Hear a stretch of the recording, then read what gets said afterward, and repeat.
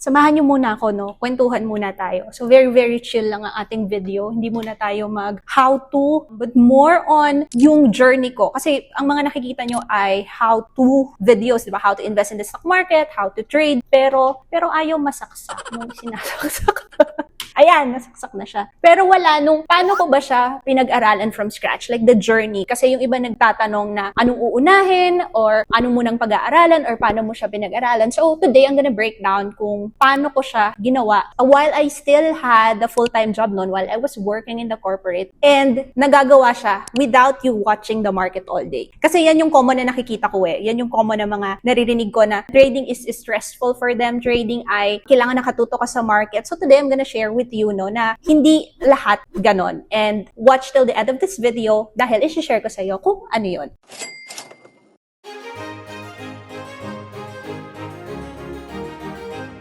So ito ang ating agenda. Kwento ko sa inyo yung stock trading journey ko, what I did to learn how to trade, ano yung ginawa ko step by step on how I did it, and then yung last part, the lessons that I will probably tell my younger self. So if you are ready, kuha ka na ng kape mo and then let's go.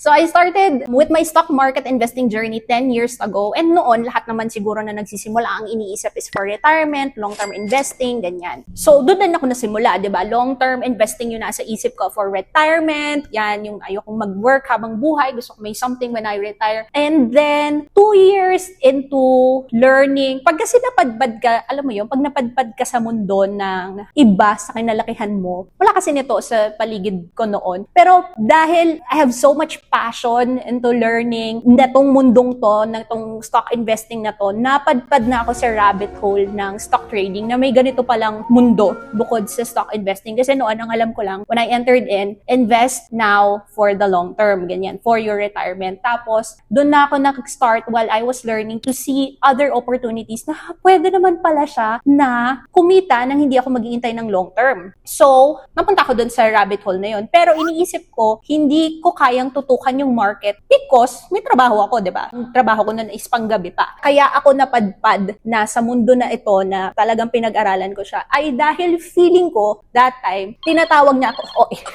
feeling ko para sa akin siya dahil parang it's a type of business na hindi ko kailangang kumausap ng tao. Yung literal guys, pindot-pindot lang sa screen tapos kumikita sila. So parang na-drawn ako doon na, this is the ultimate introvert dream.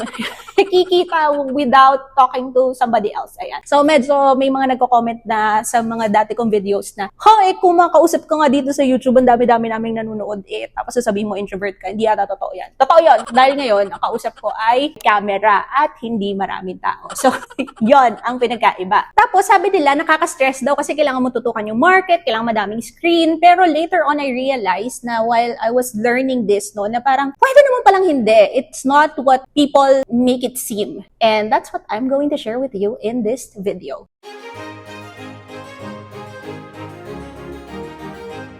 Okay, ito na. Ituturo ko na sa iyo ang step by the step na ginawa ko para sumakses.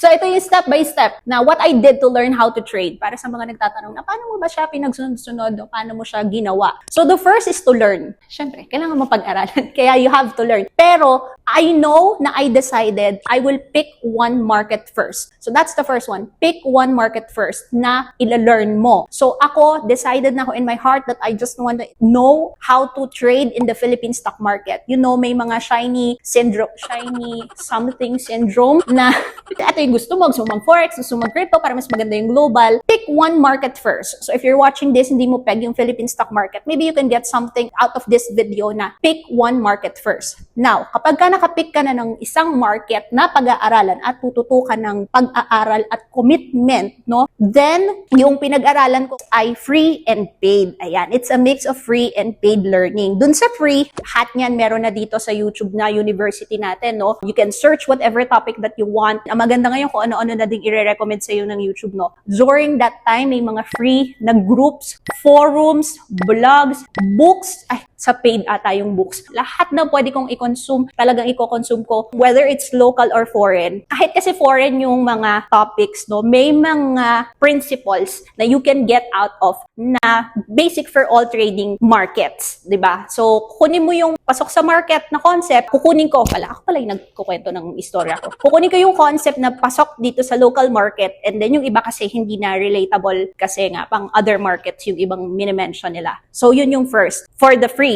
Okay, sa paid naman is may mga courses, ebooks, seminars, webinars, lahat on-site, online. Inatanan ko yan lahat ng pwede kong bayaran. Kasi iba kasi nagtatanong because a lot of them, lalo yung mga OGs, guys, you know, yung mga OGs natin sa stock market, they moved away na kasi from teaching other markets. So baka magkaroon lang din ng confusion. Kaya hindi ko na i-mention. Pero alam niyo yun, yung mga OG natin dyan sa stock market na mga paid courses, talagang kinonsume ko lahat ng pwede kong aralan at matutunan. Pero, there was a moment na sa sobrang dami, sa sobrang passionate ko talaga na mag-aral nitong mundong ito, nagkahalo-halo na, tas ang gulo-gulo na ng information. So what happened was, pinurge ko. You know, purge. In-unfollow ko, in-unsubscribe ko, tinanggal ko, hindi ko na pinanood. And then I just stick to one lesson and listen to one person at a time, at a time. Hindi na siya sabay-sabay. So, ang gagawin ko, I would learn from one person, kukonsume ko lahat ng yung mindsets niya, principles, strategies, then pag feeling ko na exhaust ko na yon, then that's the time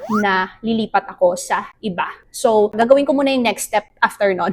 So, i-learn ko, tapos yung next step, then babalik ulit ako dun sa learning. Mamaya magme-make sense yung sasabihin ko sa inyo. And then the next one is backtesting. So, yun nga, pagkatapos kong i-consume itong person na to, lahat ng itinuturo niya, then I would do backtesting, meaning I would try the strategy na virtual lang. Walang perang involved para hindi siya masakit. You know, I'm doing trial and error. I think I backtested a lot of times already. And then that's where nakuha ko yung trading style ko because of a lot of backtesting na, pwede pala yung ganitong trading style na hindi ako nakabantay at nakatutok sa market. There are other trading styles na pwede sa akin, tas hindi naman applicable sa'yo. Pero dun ko natutunan, after learning, di ba, backtesting, dun ko natutunan na this is for me. Meron akong video na ginawa niyan, yung paano ko nag-trade with having a 9 to 5. Ito siya, ayan.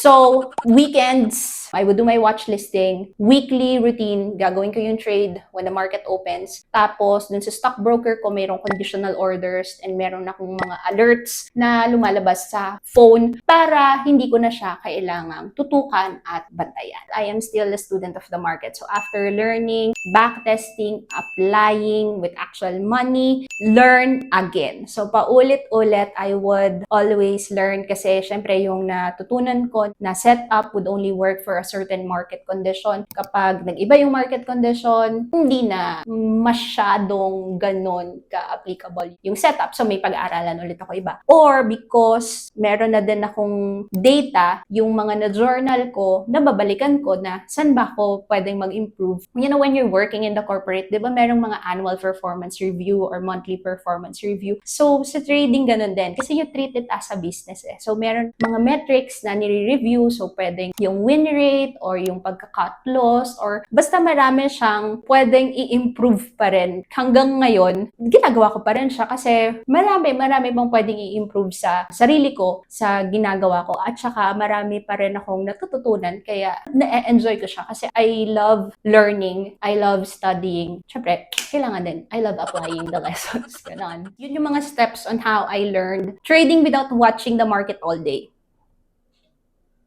Inom ulit tayo. Inom din ulit kayo. So, clarification lang, no, that this is not for all traders. I know na may mga talagang interested na nakatutok sa market, madaming screen, naka-time frame na mga 1 minute, 5 minutes. Hindi ako yon at hindi yun yung point ng video na to. Mahirap kasi kung may mismatch, diba, dun sa strategy mo at saka sa personality mo, no? So, you need to find a match din. Mahirap kasing ipilit, especially during that time na nag-aaral ako, no, or bago ako mag-resign, ang hirap kasing ipilit na gusto kong gawin yung day trading. Tulog nga ang person ng day. So, Hindi pwede ang day trading. So, kaya ako napadpad sa ibang trading na hindi nakatutok sa market or ibang klaseng strategy. Ibang klaseng trading pa ba? Ibang klaseng trading strategy na hindi nakatutok sa market.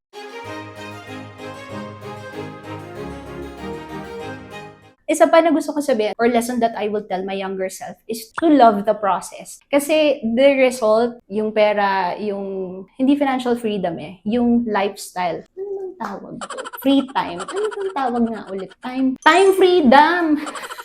Ba yan? Resulta na yon ng process. Resulta na yon on you learning and loving the craft. Kasi kung parang medyo nakatutok tayo sa resulta, ako, kung sasabihin ko doon, lesson for my younger self, na sasabihin ko na yung resulta or yung pera or yung kikitain, mabilis mapagod, nakakapagod yung gano'n na lagi mong hinahabol yung end goal, but hindi ka nag-enjoy dun sa process or hindi ka nag-enjoy dun sa craft or hindi mo naman talaga pala gusto yung trading, bakit natin pinipilit? Marami pa namang iba dyan, no? Marami pang ibang pwedeng gawin. Baka naman business yung for you. Iba-iba tayo ng gifts and talents na binigay ni Lord. And if trading yung for you, then mahalin mo yung process, mahalin mo yung craft, mahalin mo yung pag-aaral, at mahalin ka din ng market. Walang ganun. At yun lang ang gusto kong i-share for today's video. At gusto ko sabihin sa iyo kung nanonood ka na kaya mo yan. Kaya mo yan. Meron akong playlist on how to start trading kung gusto mo mag-start ng trading. So, hindi ko alam kung gusto niyo yung ganitong chikahan type of videos. Wala lang, trinry ko lang kasi kakatapos lang nung Go Time tutorial. So, kung hindi mo pa napapanood, watch this video next. And I will see you on the next one. Thank you so much for watching. God bless po.